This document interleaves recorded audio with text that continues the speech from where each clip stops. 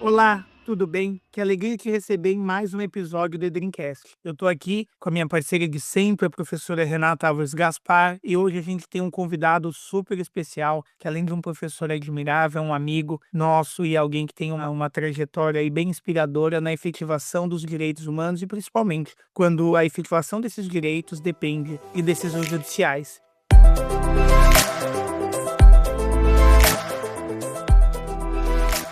E o nosso assunto de hoje vai tentar desvendar quais são as intersecções entre o Conselho Nacional de Justiça e a proteção dos direitos humanos. Mas para que a gente consiga adentrar um pouco nesse assunto, queria estabelecer um pouco do que é o Conselho Nacional de Justiça, né? Para muita gente é um órgão que não se tem muita afinidade, mas é de uma importância central na organização do sistema jurídico nacional, criado pela Emenda 45 de 2024. Ele tem uma função tanto quanto importante, obviamente não se equipara a uma instância processual, uma confusão que muitas vezes é presente, mas é o órgão que tem como competência o controle da atuação administrativa e financeira do Poder Judiciário, o cumprimento dos deveres funcionais dos juízes, zela pela autonomia do Poder Judiciário, que sem dúvida é um tema muito importante, muito relevante no momento político em que essa discussão se insere, e também é o órgão responsável por elaborar semestralmente um relatório estatístico sobre processos e sentenças prolatadas, além de um relatório anual que tem aí uma importância fundamental, porque é um relatório que não só propõe providências que são necessárias, mas também como estabelece metas,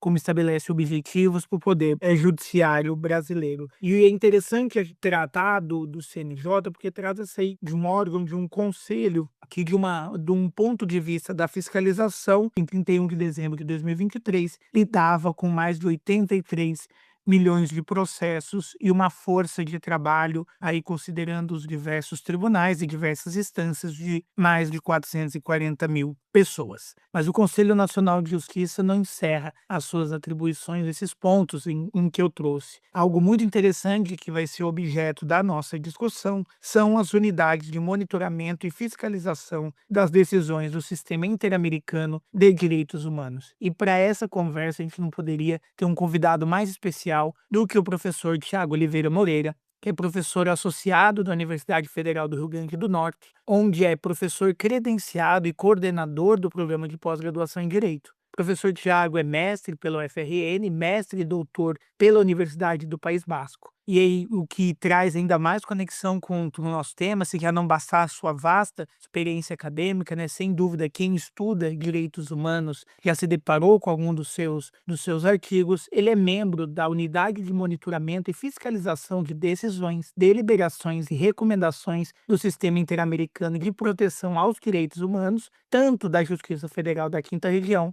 como do Tribunal de Justiça do Estado do Rio Grande do Norte. Então, sem dúvidas, temos alguém aí da mais alta capacidade para discutir esse tema com a gente, e eu não posso deixar de passar a palavra e cumprimentá-la, a professora Renata, que está aqui sempre comigo para dar início a esse importante debate. Olá a todas e a todos. Paulo, sempre é uma beleza estar aqui para gravar esses momentos, né, de pílulas jurídicas tão profundas e que chegam ao ouvidinho de todo aquela e aquele que está interessado em aprofundar no direito internacional e num momento de folga pode se conectar aqui com a gente e com os nossos convidados. E professor Tiago, muitíssimo obrigada por ter aberto um lugar na sua agenda, que a gente sabe que é muito concorrida, para vir falar de um tema que ele não tem uma importância só acadêmica, ele é de superlativa importância também para aqueles que operacionalizam o direito na prática, para os jovens advogados, para os advogados já entrados aí em anos no seu exercício profissional, porque, como bem disse o Paulo, o CNJ,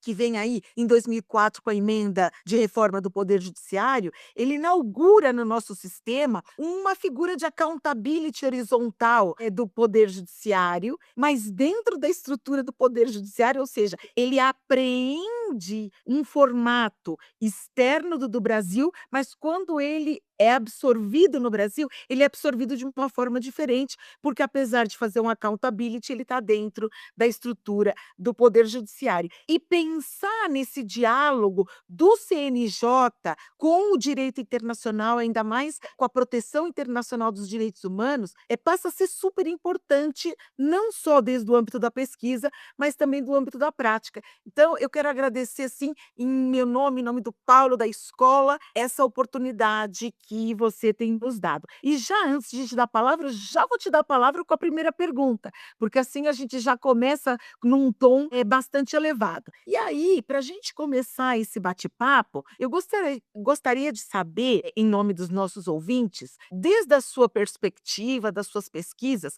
como o CNJ vem pensando a incorporação dos tratados e das normas de direito internacional dentro dos tribunais brasileiros. Como que o CNJ pensa em termos de fazer interface dessas duas dimensões do único direito, né? Bom, fico muito feliz pelo convite, professora Renata, professor Paulo, além de serem profissionais admiráveis, também amigos já de longa data, amigos que a Academia Brasileira de Direito Internacional me ofereceu ao longo desses anos, né? Fico muito feliz com o convite e a oportunidade de falar com o público de vocês. De fato, aqui eu tive a felicidade de ser professor de Direito Internacional de Direitos Humanos na UFRN, na graduação e no mestrado, e de aliar um pouco das minhas pesquisas e do que eu leciono com a atuação prática no âmbito dessas duas UMFs, a da Justiça Federal e a da Justiça Estadual aqui do Rio Grande do Norte, que vocês já tiveram a oportunidade de conhecer, espero que voltem o quanto antes. O Conselho Nacional de Justiça, ele tem promovido, de fato, políticas públicas judiciárias em matéria de direitos humanos. Isso é inegável. E essa sua relação com o direito internacional, ela não surgiu quando da criação da sua própria UMF. Antes mesmo, o CNJ já tinha experiências, ainda que mais simples, mas relevantes, como, por exemplo, a tradução de sentenças da Corte Interamericana para a língua portuguesa. A gente sabe que o direito internacional, ele nem sempre esteve no lugar que deveria na nossa academia, e hoje ele tem um papel absolutamente relevante e inegável. Mas há 30, 40 anos, nos bancos da universidade, não era bem dessa forma. E, claro, que muitas sentenças de tribunais internacionais não vinham em língua portuguesa. Isso dificultava até um pouco do acesso dos estudantes, dos pesquisadores. Então, o CNJ, compreendendo essa sistemática e para facilitar que os aplicadores também tivessem um acesso maior ao direito internacional dos direitos humanos, passou a traduzir as sentenças da Corte Interamericana, que podem ser em espanhol, em francês, em inglês, e algumas em português, quando o Brasil é condenado, quando o Brasil é sentenciado, é julgado, nos 19 casos, são 19 sentenças em português, mas a grande maioria em língua espanhola. Então ele tem promovido essas traduções. Além disso, em 2020, o CNJ celebrou um memorando de entendimento com a Corte Interamericana justamente para estreitar esses laços, através de congressos, de eventos, de seminários, de audiências públicas que aconteceram aqui no Brasil, etc. Um ponto muito importante, quando a professora Renata perguntou sobre o que está no que tange a incorporação dos tratados, é a audiência de custódia. A audiência de custódia que hoje é feita em todos os tribunais do país, nada mais é do que a aplicação direta da Convenção Americana sobre Direitos Humanos. Então isso mostra que o CNJ, ao regulamentar a audiência de custódia, ele robusteceu a aplicação do direito internacional no âmbito dos tribunais. Então, a audiência de custódia, que muitas vezes ela sofre até algumas críticas, mas talvez por desconhecimento, porque faz parte do nosso ordenamento jurídico desde 1992 que já deveria existir a que se chamou de audiência de custódia, até por um nome melhor, mas que seu fundamento jurídico está lá na Convenção Americana. O CNJ também criou um Observatório de Direitos Humanos, lembra de tudo isso ainda em 2020, e o Programa Justiça Plena, né, de monitoramento de processos relacionados aos casos submetidos às instâncias internacionais, como a Corte Interamericana ou mesmo órgãos quase jurisdicionais, como a Comissão e os comitês, né, do Big Nine, os comitês dos tratados da ONU. Então é fato que o CNJ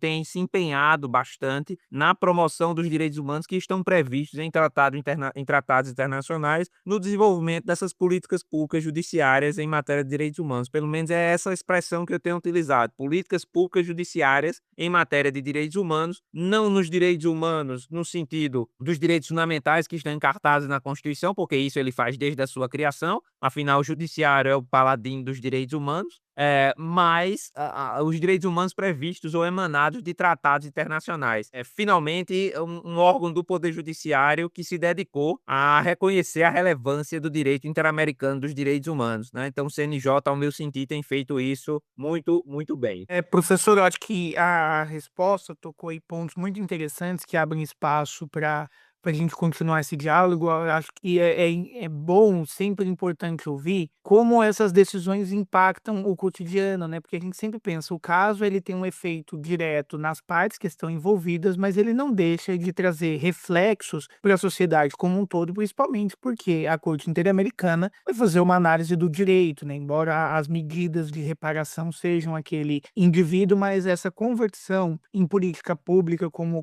o senhor bem fala, é muito importante até para a gente evitar, né? Eu acho que os sistemas de direitos humanos e regionais, eles nascem com a perspectiva, né, de se esgotarem o quanto antes, porque a ideia não é que os direitos humanos dependam dessa apreciação pelos tribunais, mas o senhor também tocou num ponto interessante que eu uso ele para fazer um link com a próxima pergunta e talvez seja interessante para as nossas ouvintes, para os nossos ouvintes. Quando a gente fala dessas sentenças internacionais, muita gente confunde com a sentença estrangeira. Pensou, mas já não há instrumentos para implementação da sentença estrangeira, porque existe até e talvez o problema terminológico vem da sentença estrangeira, que tem gente que chama ela de internacional, embora ela seja meramente estrangeira, delimitando um contrato internacional, um conflito internacional, mas ela não tem essa característica. Então, quando a gente pensa nesse processo que me parece ter uma evolução mais recente, até porque a existência de sentenças internacionais que necessitam dessa implementação é mais recente que a de sentenças estrangeiras, como o CNJ tem contribuído para a internalização efetiva das decisões dos tribunais internacionais, como o caso que a gente está tratando aqui da Corte Interamericana de Direitos Humanos, no sistema de justiça brasileiro, principalmente porque muitos desses casos que vão à corte, de algum modo, discutem ineficiências, incapacidades ou inabilidades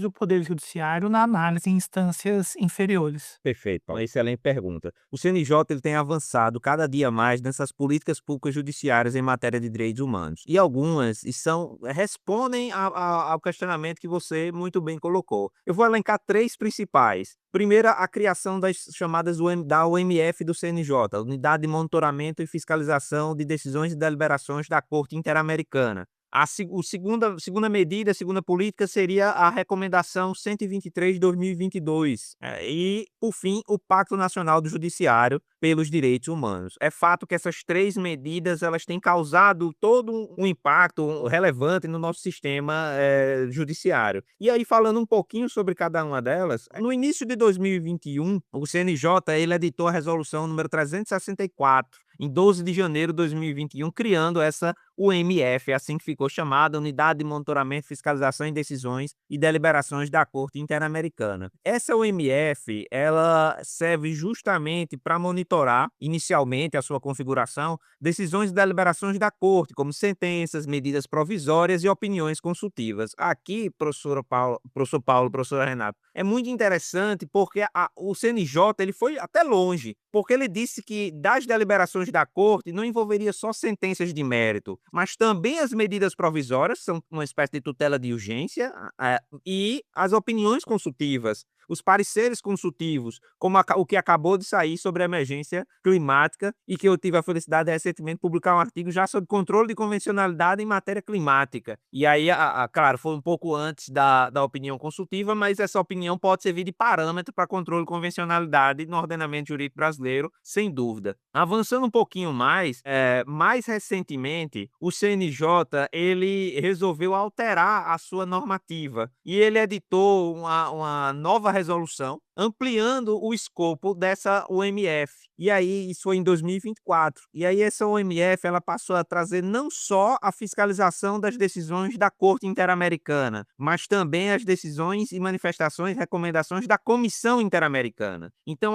agora, ao invés de ter somente sentenças, medidas provisórias e opiniões consultivas da Corte, o CNJ também induz uma fiscalização, um controle e uma ampliação de um diálogo e da aplicação das manifestações da Comissão Interamericana, seja por recomendações, resoluções, relatórios ou medidas cautelares. Então o CNJ aprimorou essa política que, ao meu sentir, já tinha uma elevada qualidade, ao estender também para a Comissão Interamericana. E claro que, com base nisso, o CNJ criou um banco de dados. Vocês podem entrar no site do MF-CNJ lá, num qualquer buscador, vocês vão encontrar um painel de monitoramento em que vai ter cada sentença, cada medida cautelar, cada medida provisória contra o Brasil e tem, inclusive, o resumo e o cumprimento. Quais medidas já foram implementadas. Então, eu acho que isso é muito eficaz para quem é acadêmico, para quem é pesquisador, mas também para o aplicador do direito. Eu não posso deixar de mencionar, professor Paulo, na sua intervenção sobre sentença estrangeira e sentença internacional. Veja como essa discussão veio a calhar. No caso Favela Nova Brasília, o Brasil foi condenado, a República Federativa do Brasil. Porém, no dispositivo da sentença, uma das obrigações é que cada unidade da federação deve ter um banco de dados sobre letalidade policial. A gente sabe que a letalidade policial ainda é uma realidade nefasta no Brasil. Pessoas morrem em operações policiais.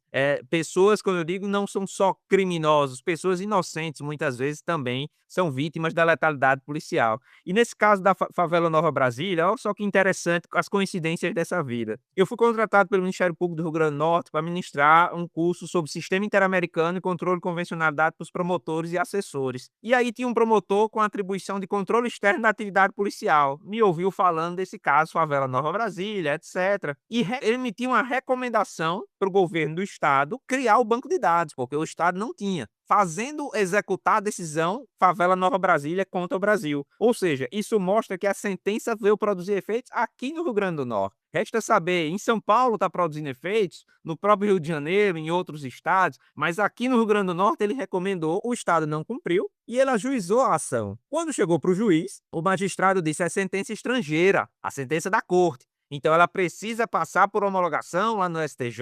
E aí ele chegou, professor Tiago, e agora? Eu disse: vamos escrever um artigo. Vocês sabem que eu adoro escrever um artigo, né? Vamos escrever um artigo sobre essa temática aí. Publicamos o artigo. Ele entrou com um pedido de reconsideração. O juiz reconsiderou e disse: de fato, é sentença internacional.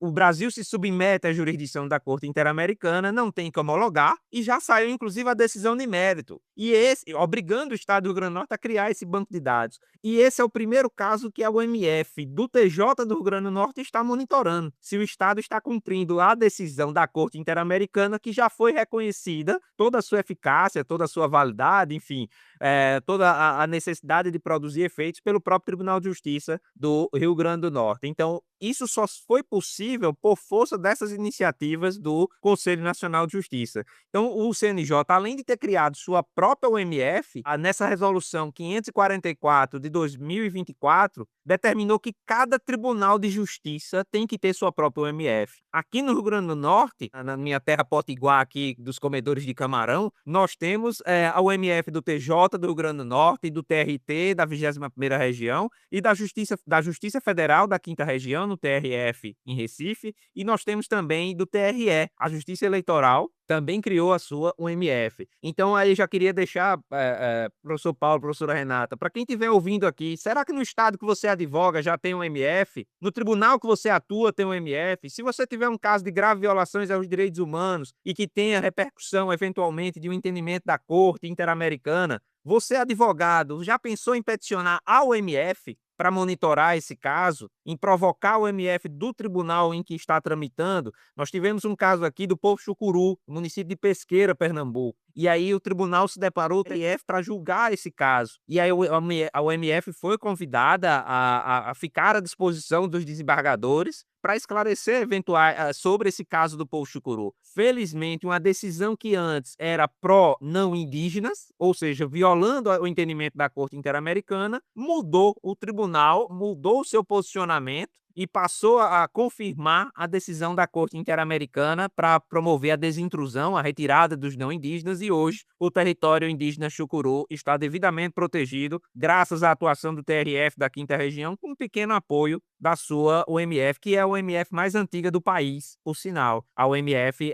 foi a primeira criada por um tribunal. Então eu acho que a criação da UMF do CNJ lá, coordenada pelo desembargador Lanfredi, e com a consultoria técnica, coordenação técnica da professora professora Flávia Pelvezzi, tem ajudado bastante o desenvolvimento do direito internacional dos direitos humanos e sua aplicação no âmbito dos tribunais. E essa resolução 544 do TJ, sem dúvida alguma, deu um grande salto. E eu ainda tenho mais duas outras políticas a mencionar, mas vou aguardar as perguntas de vocês para abordar. Tiago, eu estou simplesmente maravilhada com essa sua perspectiva do impacto social da atuação do sistema interamericano no âmbito do CNJ e no âmbito das sociedades locais. Eu estou absolutamente maravilhada.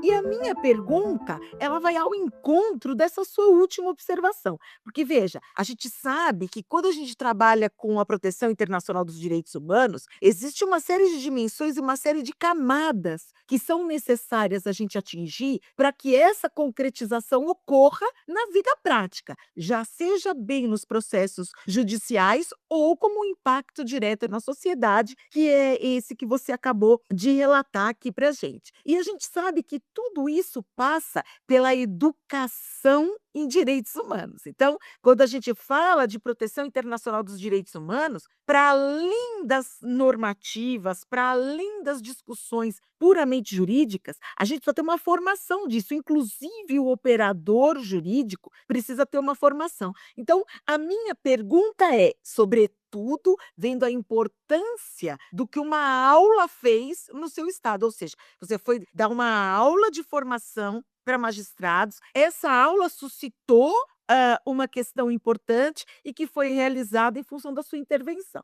Então, me diz, fora esse caso isolado, o CNJ tem propiciado uma formação em direitos humanos dos magistrados? Porque a gente sabe que os advogados também precisam, porque o devido processo legal, ele é feito não só por juízes e promotores, mas também, e sobretudo, eu diria, por advogados. Então, a gente sabe que é importante a formação do advogado. Mas e os magistrados? O que o CNJ vem fazendo em termos mais gerais, não só como um caso isolado, ou se é um caso isolado, esse que você nos contou? Ótima pergunta, professora Renata. Em março de 2022, o CNJ lançou o Pacto Nacional do Judiciário pelos Direitos Humanos e convidou todos os tribunais a aderirem ao pacto. O TJ de São Paulo, por exemplo, já aderiu, do Rio Grande do Norte também. Os tribunais, em sua grande maioria, já manifestaram a adesão. E entre as principais iniciativas, né, tem a capacitação em direitos humanos e controle de convencionalidade. Mas eu ainda vou mais além. São 5 iniciativas, ações iniciais desse pacto. Concurso Nacional de Decisões e Acórdãos em Direitos Humanos. Olha só que importante. O CNJ já fez um primeiro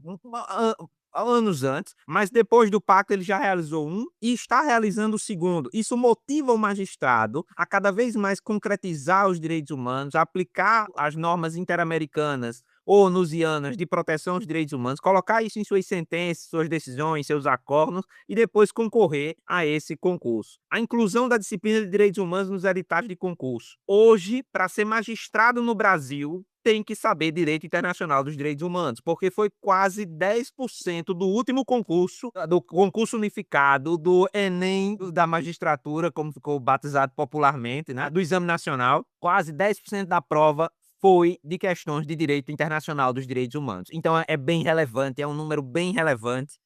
E passou a ser obrigatório. Então não importa se é para juiz federal, se é para juiz estadual, se é para juiz federal especializado, como da Justiça do Trabalho, vai ter que saber direito internacional dos direitos humanos se quiser ser magistrado no país, e isso veio após o Pacto Nacional do Judiciário pelos Direitos Humanos. Isso vem para suprir um déficit, porque na época que eu estive na faculdade, tudo bem, já tem alguns anos, muitos anos, 2 décadas pelo menos, mais de 2 décadas na verdade, eu não vi direito internacional dos direitos humanos. A gente teve uma disciplina de direito internacional público e privado numa só, o que ainda é uma realidade em algumas instituições. Mas hoje eu creio que o ensino jurídico ele tem que acabar com essa provincialização. Ele tem que se internacionalizar cada vez mais. E isso passa pela necessidade de trazer mais direito internacional dos direitos humanos. Talvez nem seja só criar disciplinas, mas seja o professor de ambiental trazer essa perspectiva, o professor de tributário também, o professor de consumidor, de administração, administrativo, de constitucional, de famílias, enfim. Eu acho que tem como humanizar o ensino, internacionalizar o ensino do direito, sem dúvida alguma. Mas o CNJ fez muito bem em incluir a disciplina de Direitos Humanos nos editais de concurso.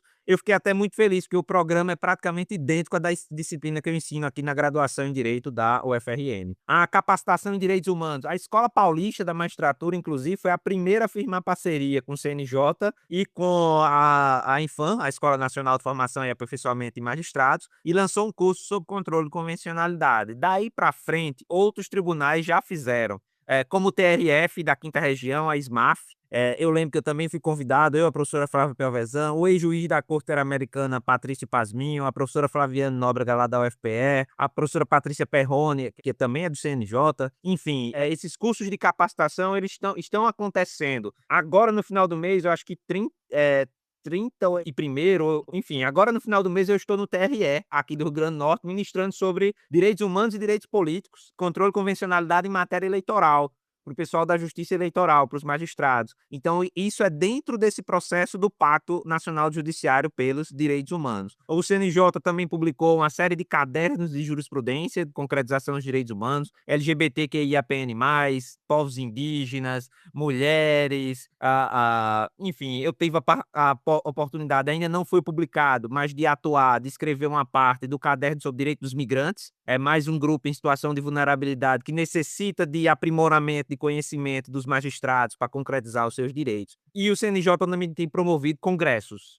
diálogos sobre direitos humanos, controle de convencionalidade. Tudo isso para capacitar os magistrados. É importante dizer que o CNMP, o Conselho Nacional do Ministério Público, também vem na mesma trilha, também vem formando, também criou seu comitê, também tem desenvolvido políticas para fomentar a concretização dos direitos humanos. Como a professora Renata bem disse, esse devido processo convencional não passa só pelo juiz, mas também por todo o sistema de justiça, advogados, membros do Ministério Público, defensores públicos, que precisam compreender o que é esse sistema interamericano e mesmo sistema onusiano de proteção dos direitos humanos. Então, só para deixar claro, a resolução 496 de 2023, se quer ser juiz hoje no país, tem que saber teoria geral dos direitos humanos, sistema global, sistema interamericano, controle de convencionalidade, a relação entre esse direito internacional e o direito doméstico, os direitos humanos na Constituição e a jurisprudência do STF em matéria de direitos humanos. Eu acho que isso serve para fortalecer muito, além desses cursos de capacitação, porque a formação continuada é uma maneira de suprir o déficit de quando o magistrado que está aí há 20, 30 anos não caiu no concurso dele, não estudou na faculdade. Então o CNJ agora, para suprir essa lacuna, está promovendo esses cursos de capacitação. Aí a importância com a academia, com as escolas, como a escola de vocês, que pode bater a porta dos tribunais, claro, é uma mera sugestão, mas e oferecer cursos para capacitar os magistrados aí da região, enfim, ou de todo o país, online, com certeza, ou as escolas superiores da advocacia, porque é preciso interamericanizar a advocacia. Quando eu dou aula numa pós em matéria criminal, eu digo, olha, a Corte Interamericana, ela definiu que a prisão preventiva só cabe para conveniência da instrução criminal e para assegurar a aplicação da lei penal, não cabe para garantia da ordem pública. Aí os alunos ficam atônitos. Como assim, professor Tiago? Tem centenas, milhares de decisões judiciais todos os anos no país, determinando a prisão preventiva de alguém por garantia da ordem pública, e diz que não cabe. E a Convenção Americana é supralegal em relação ao Código de Processo Penal. Ou seja, é uma inconvencionalidade a prisão preventiva com base exclusivamente na garantia da ordem pública. Está faltando o quê? Está faltando o advogado vir aqui ouvir esse nosso podcast, aprender um pouquinho sobre direito internacional dos direitos humanos, sua relevância no âmbito doméstico, interamericanizar a sua atuação e colocar isso como preliminar na petição dele, no habeas corpus ou no pedido de revogação, ou lá verbalmente na hora da audiência de custódia. Tem um precedente aqui da Corte Interamericana, ele merece ser respaldado, porque se não for, eu vou levar o caso ao MF do tribunal, ou ao MF do CNJ, que é quem vai ter essa competência de fiscalizar. Mas obrigado mais uma vez pela oportunidade de esclarecer sobre esse ponto da capacitação dos magistrados. Ô Paulo, eu vou te pedir uma licencinha só para não perder aqui o fio do diálogo, se você me permite. Sem dúvidas. Tiago, saindo do script, sempre acontece isso quando a gente está ouvindo pessoas tão relevantes e que sabem tanto do que está dizendo. Eu achei muito importante, muito mesmo, e por isso eu quero repisar essa sua fala, sobretudo no sentido de pensar o direito de uma forma diferente. Nós que trabalhamos com direito internacional e, portanto, com o direito internacional dos direitos humanos é ferramenta metodológica, né? É ferramenta de pesquisa, é ferramenta de interpretação da norma. Então, a gente já passou da hora de pensar que direitos humanos é uma disciplina à parte das outras disciplinas jurídicas, né? Eu diria, se a gente for lá pegar os clássicos de introdução ao estudo do direito,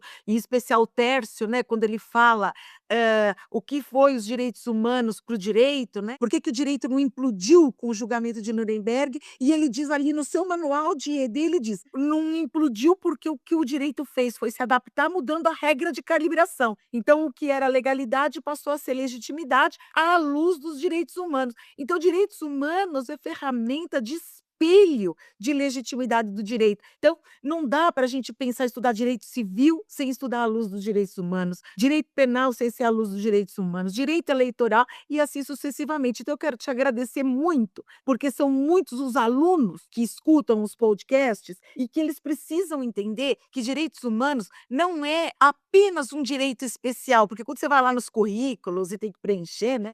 É direito especial. Não é um direito especial. Ele é o contexto do direito. E se ele é o contexto do direito, se você faz qualquer coisa dentro do direito ao arrepio dos direitos humanos, isso vira pretexto. E direito não pode ser pretexto, ele tem que ser contexto. Então eu queria só agradecer porque me pareceu assim muito importante essa fala. Perdão, Paulo. Imagina, e antes de devolver para o professor, eu acho que também vai no sentido daquilo que eu ia comentar, é essa necessária compreensão de que os direitos humanos têm que ser um óculos, né? A gente tem que ler as normas, mesmo aquelas que são anteriores à interpretação atual, à luz dos direitos humanos, né? Os direitos humanos, ele é um importante instrumento interpretativo para que as normas se mantenham também atuais. O que atualiza determinados trechos da nossa norma para que ela se mantenha aplicável hoje é a interpretação à luz dos direitos humanos. Eu gosto muito quando o professor menciona a internacionalização, a interamericanização da advocacia, né? Sem dúvida, um advogado, uma advogada que faz um processo civil comum, que só conhece o direito doméstico, pode fazer muito bem. Mas aquele que também conhece o direito internacional dos direitos humanos, ele consegue pensar em outros instrumentos, se abre todo um outro universo no qual as relações se colocam e esses indivíduos eles estão protegidos não só pelo seu direito doméstico, mas também pelo direito internacional e pela evolução desse direito. E o quanto, e nisso também linko com o que a professora Renata trouxe, é importante o papel dos advogados e advogadas para delimitarem o escopo desse processo, né? A decisão ela não pode ser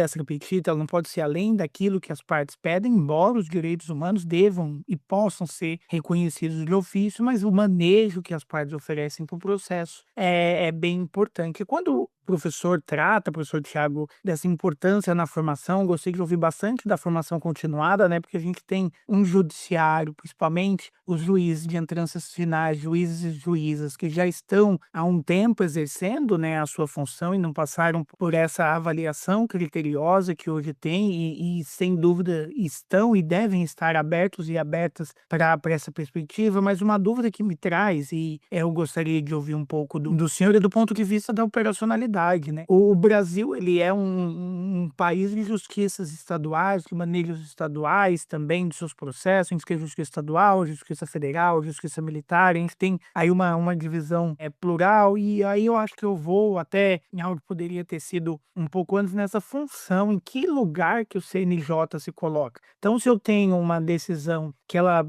de alguma maneira eu percebo que ela fere direitos humanos, é o CNJ o lugar de reclamar uma perspectiva dessa decisão? Eu acho importante a gente também, de alguma forma, tentar estabelecer essa diferenciação de que a gente não está falando ali de uma instância recursal, num sentido estrito, até mesmo no sentido amplo, mas num órgão que me parece que tem aí uma importância fundamental para estabelecer diretrizes, para estabelecer perspectivas. O CNJ está bastante envolvido com a Agenda 2030 também, também, né? Porque justiça erra muito quem pensa justiça olhando para trás, né? E nisso, não posso deixar de puxar para aquela que é a minha experiência, né? Os tribunais marítimos, desde sempre, ao analisarem um acidente, parte da decisão é uma proposição. O que agora a gente vai fazer para que esse acidente não ocorra? E me parece que isso é importante quando a gente pensa fundamentalmente em direitos humanos, né? Mesmo as decisões que têm efeito só entre aquelas partes, a gente precisa pensar nessa superestrutura, porque, infelizmente, acho que se a gente pensar em vários direitos que podem ser feridos e que a justiça de alguma maneira tenta reparar, os direitos humanos são aqueles em que a reparação é mais longe do que seria necessário, né? A gente não consegue, infelizmente, devolver a vida de ninguém, a gente não consegue devolver a oportunidade de estar com pessoas, a gente não consegue devolver vários aspectos e muito menos permitir que essas pessoas se livrem desse trauma, né? Então aumenta a importância dessas decisões. E daí essa é a minha dúvida, que eu acho que são muitos daqueles e daquelas que nos ouvem. Como que o CNJ lida com essa pluralidade do nosso poder judiciário e o que a gente faz quando uma decisão viola, e o senhor já estava falando na resposta anterior sobre a busca das unidades de monitoramento e fiscalização. Ótima pergunta, professor Paulo. Ó, veja bem, vou dividir a resposta de duas maneiras. Primeiro, do ponto de vista teórico normativo. Depois eu vou trazer um caso prático da minha experiência na UMF. O CNJ editou a recomendação 123/2022. E o que é que ela diz? Recomendar aos órgãos do Poder Judiciário a observância dos tratados e convenções internacionais de direitos humanos em vigor no Brasil e a utilização da jurisprudência da Corte Interamericana, bem como a necessidade de controle de convencionalidade. Além disso, priorizar os julgamentos de processos que sejam relativos a casos em que o Brasil foi condenado pela Corte Interamericana. Esse segundo ponto foi o que fez, por exemplo, o TRF da Quinta Região, que tinha o caso do Poço Chucuru tramitando lá, e ele priorizou o julgamento por força desse inciso 2 da recomendação 123. E no primeiro ponto, Paulo, eu acho que responde parcialmente a sua questão. Por quê? Porque o CNJ, assim como faz a Corte Interamericana, a Corte Interamericana ela diz o quê? Olha, eu estabeleço os estándares protetivos, mas eu não vou imaginar que todos os casos de grave violações dos direitos humanos cheguem no Tribunal Internacional. Eu vou estabelecer os estándares e eles devem ser observados no âmbito dos tribunais domésticos, seja pelos tribunais, seja pelo parlamento, convencionalizando o ordenamento jurídico. Vocês já imaginaram? 5.000 e poucas câmaras municipais. Quantas analisam se a compatibilidade do projeto de lei municipal com o direito internacional? Eu duvido, são poucas. Poucas têm um controle preventivo de convencionalidade. Quantas assembleias legislativas fazem esse controle preventivo?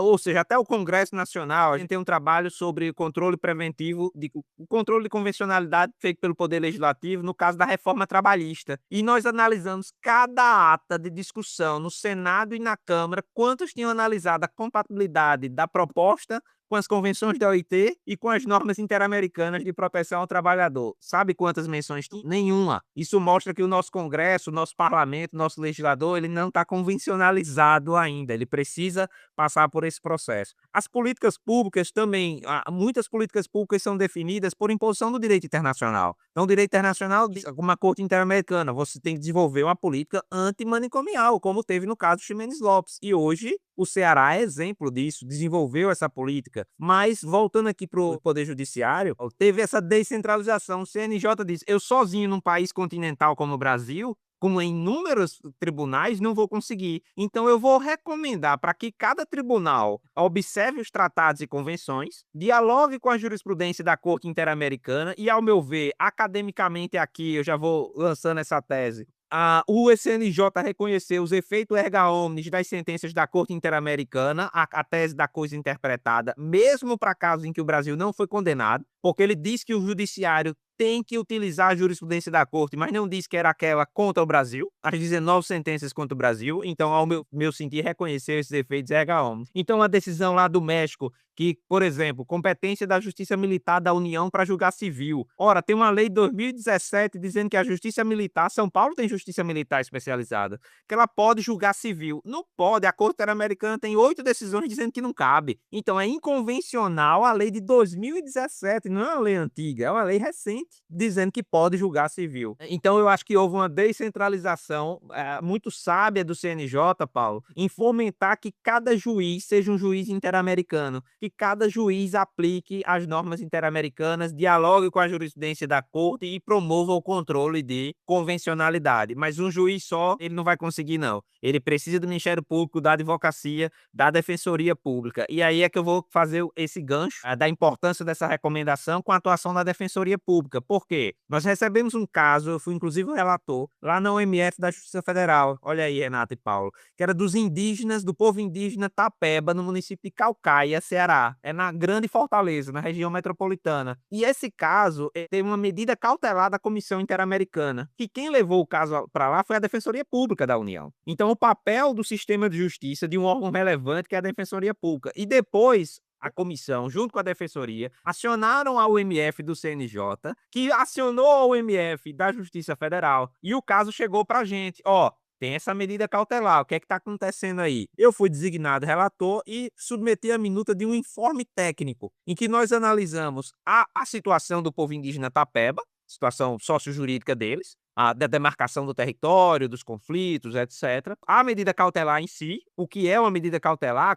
quais os efeitos dela e a medida cautelar específica do povo indígena Tapeba. E depois nós analisamos todos os processos do TRF que versavam sobre o povo indígena Tapeba lá no município de Caucaia. E aí saímos analisando e observando, Paulo e Renata, que já tinha uma desembargadora, a desembargadora Joana Carolina, que, ciente desse movimento do CNJ, porque ela fez menção a isso, diz, eu vou julgar dessa forma, tem uma medida cautelar, a gente não pode descumprir a medida cautelar da Comissão Interamericana. Isso mostra a atuação prática do sistema de justiça. Isso mostra, o processo foi priorizado, ela priorizou o julgamento, o item 2 da recomendação, ela fez menção à medida cautelar, ou seja, a OMF, ela se presta a fiscalizar isso, e isso mostra quanto teve um impacto favorável para esse grupo de pessoas vulnerabilizadas, que é toda uma comunidade indígena, diante de um conflito violento por terras, que é uma realidade em todos os recantos do país. Então, eu acho que essa descentralização que o CNJ fez, mesmo assim, mesmo sendo descentralizado, mantém-se vigilante e provocando, porque ele recebeu a provocação, se reuniu há umas 3 semanas, nós tivemos reunião da UMF do CNJ com a UMF da Justiça Federal da 5ª Região, então ela manda o ofício pra gente, e aí, o que foi que vocês fizeram daquele caso, daquele pedido de informações que nós mandamos para vocês? O juiz teve algum avanço? Eles estão aplicando, e aí a gente, numa pesquisa empírica, mais uma vez associando a academia, porque eu não sou magistrado, eu estou no MF ocupando um papel de professor de Direito Internacional dos Direitos Humanos. E aí eu queria até pedir esse parênteses, porque esse podcast vai ter grande repercussão, assim espero, como os anteriores.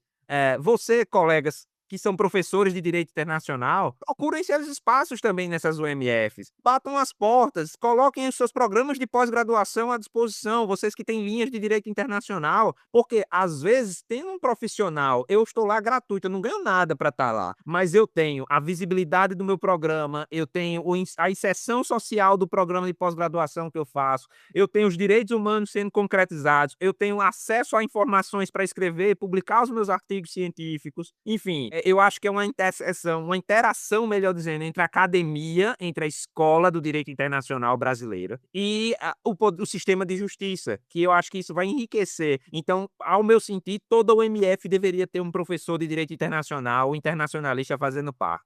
Eu acho que isso também iria fomentar os debates, as discussões e a oportuna concretização dos direitos humanos e mostrar que a nossa academia, ela não só sente o perfume do direito internacional, não, mas ela vai à vida prática, ela vai analisar os conflitos e ela busca concretizar esse direito internacional, que é tão bom de estudar, mas que é melhor ainda de vê-lo sendo efetivado no dia a dia pelos tribunais. E você mostrar para um magistrado, para um promotor de justiça, para um defensor, para um advogado, como o Paulo bem disse, que o direito internacional pode fazer diferença na atuação dele, que ele pode promover esse controle de convencionalidade da reforma trabalhista, controle de convencionalidade em matéria previdenciária, o grande número de processos previdenciários que nós temos na Justiça Federal, e hoje, eu já participei de banca, nós temos trabalhos publicados sob controle de convencionalidade em matéria previdenciária. A Justiça Federal, em matéria previdenciária, já está fazendo. Eu não posso esquecer de uma juíza, ela era juíza da execução fiscal e estava nessa minha aula lá na Justiça Federal. E ela disse: mas professor Tiago, eu sou da execução fiscal e como é que eu vou aplicar o direito internacional? Eu vou escrever um artigo a partir da sua provocação, vou publicar e vou mandar para você.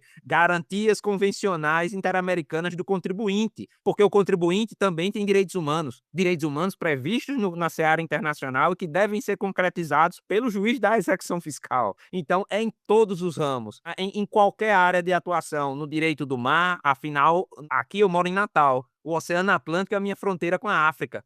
Então, o Oceano Atlântico faz a fronteira. Então, eu tenho o mar como fronteira. E aí eu tenho vários direitos humanos, como a declaração de Nice lá, bem recente, né, sobre direitos humanos do mar. Enfim, eu acho que é uma discussão muito, muito sólida e que necessita, e o CNJ tem feito o seu papel. Claro, ainda há espaço para melhorar, mas esse espaço vai passar principalmente pela atuação do advogado, porque eu tenho 2 orientantes juízes, agora no mestrado, e eles dizem: professor, os advogados não estão trazendo, não peticionam fundamentando no direito internacional. Então, eu me sentiria mais confortável, eu disse: mas você pode agir de ofício? Ah, professor, mas eu tenho quantos processos para julgar? Milhares. Então, se a gente for provocado pelo advogado, se o advogado for lá despachar conosco e já trouxer o precedente da Corte Interamericana, são 500 e poucas decisões da Corte. Então, se na petição dele ele já informa: olha, tem um caso aqui da Corte, tem a recomendação 123, tem o Pacto Nacional de Judiciário pelos Direitos Humanos, tem as iniciativas da OMF, claro que isso vai robustecer a atuação do próprio Poder Judiciário, que é feita através dessa interlocução desses sujeitos aí, e o advogado tem um papel bastante relevante. Então, mesmo para quem ainda é estudante de direito e um dia vai ser advogado, ou vai ser juiz, ou vai ser do Ministério Público, da Defensoria Pública, ou até procurador na advocacia pública, deve compreender essa interface entre o direito internacional e o direito doméstico. Até a AGU tem uma unidade especializada na defesa do Brasil perante organismos internacionais. Então, tem espaço para todo internacionalista nesse mercado aí e nessa atuação, notadamente em prol dos direitos humanos.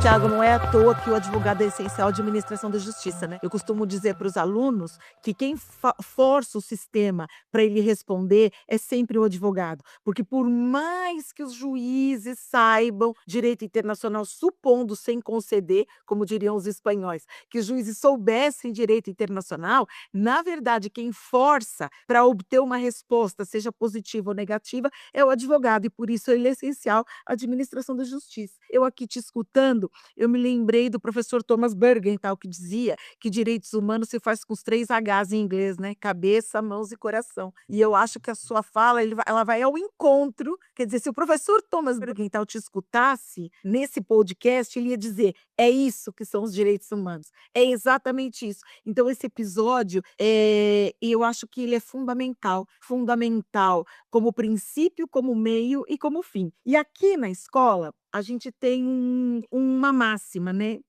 Desde que o Paulo e eu pensamos nessa escola de formação, no que a gente queria, né? Que lacuna a gente queria preencher, a gente sempre diz que a gente trabalha de propósito e com propósito, que é o que significa filosoficamente o ser e estar de propósito no mundo. Então, como uma reflexão final, eu gostaria de que você deixasse aqui para as nossas ouvintes, para os nossos ouvintes, uma reflexão sobre isso, né? O que é ser de propósito e com propósito no âmbito dos direitos humanos, ou do que você disse que eu amei também, que é a interamericanização do nosso direito. Bom, professor Paulo, professora Renata, eu acho que a interamericanização do direito se tornou um propósito meu enquanto professor, enquanto acadêmico. Então, alguém que está mais de uma década, eu já tenho mais de 20 anos de ensino jurídico em universidades, mas mais de uma década voltada só para o ensino do direito internacional, dos direitos humanos, e eu fiz isso de propósito, como meu propósito, e resolvi também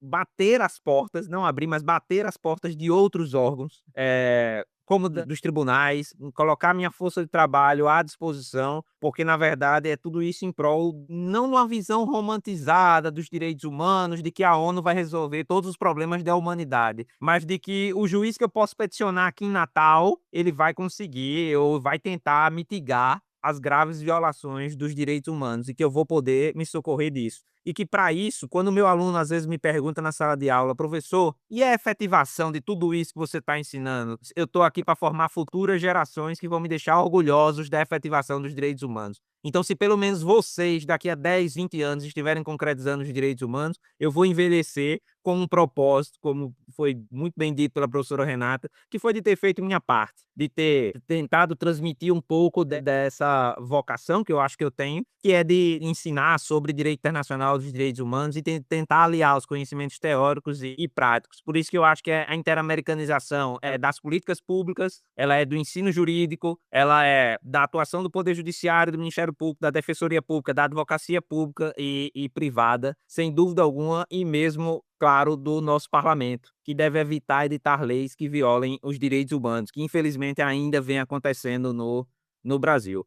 Mas eu louvo pela iniciativa de vocês, da escola. Fiquei muito feliz com o convite. Vocês são pessoas que, como eu disse, admiro e já conheço de longa data. São 2 amigos que eu fiz no CBDI ao longo desses anos. Eu já nem lembro mais o ano que eu os conheci, mas já tem um bom tempo, com certeza. Eu acho que Paulo ainda era mestrando quando eu o conheci.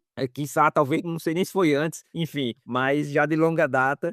Fico muito feliz pela nossa amizade, pelo convite e por ter falado um pouquinho aqui do que eu leciono cotidianamente meus alunos e da minha atuação também nas UMFs. E não posso deixar de enaltecer o CNJ, porque eu acho que ele avançou bastante. Parabéns, CNJ, parabéns, Bagador Lanfred, professora Flávia, porque estão aí levantando essa bandeira. O CNJ tem inúmeras outras bandeiras: igualdade racial, vedação da discriminação, o acesso de mulheres a cargos de cúpula do Poder Judiciário, protocolo perspectiva de gênero, combate ao trabalho escravo, enfim, tem inúmeras outras bandeiras, mas a bandeira que eu estou me dedicando ao estudo nesse momento é essa da relevância do direito interamericano, dos direitos humanos, dessa interamericanização do sistema de justiça. Então, obrigado mais uma vez pela oportunidade. Professor, nós que agradecemos, foi um encontro incrível. Quem nos ouve, sem dúvida, vai lembrar dos eventos que ocorreram em julho de 2025 e o quanto é importante ouvir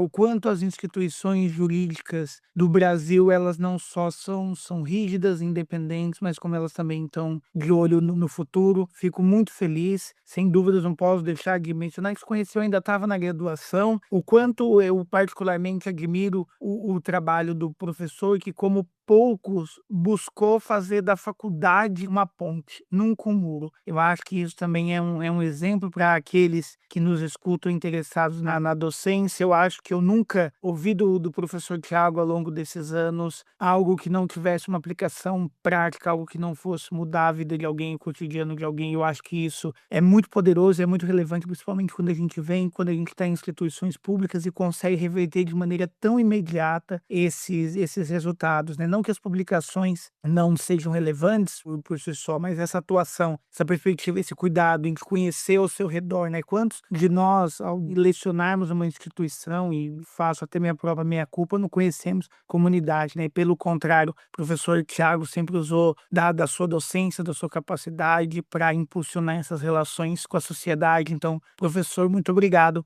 Para você que nos escuta, não deixa de se inscrever, não deixa de ativar as notificações para receber o próximo episódio. O Edrincast sempre traz um grande professor, uma grande professora, um grande profissional, uma grande profissional para discutir direito e relações internacionais gratuitamente nas plataformas a cada 15 dias. Tchau, tchau.